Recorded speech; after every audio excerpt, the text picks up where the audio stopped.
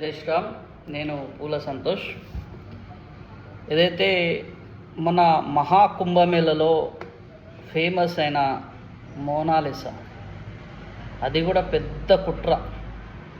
ప్రపంచవ్యాప్తంగా కొన్ని కోట్ల మంది పాల్గొంటున్న మహాకుంభమేళ వరల్డ్ వైజ్గా ఎక్కడ ఫేమస్ అవుతుందో అని మన దగ్గర ఉన్న భారతదేశంలో సెక్యులర్ కుక్కలు ఒక పూసలు అమ్ముకునే అమ్మాయిని ఒక ఫోటో దించి సెలబ్రిటీ చేశారు.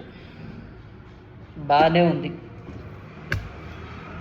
సెలబ్రిటీ చేసిన సెక్యులర్ నా కొడుకులే ఈరోజు ఆ అమ్మాయి ఏదో ఫేమస్ అయింది, సినిమాలలో అవకాశాలు వచ్చినాయి, లవ్ యూ బచ్చే అనుకుంటా ఫేమస్ అయింది, అదే లవ్లో పడ్డది. ఇక్కడ మనం అర్థం చేసుకోవాలి,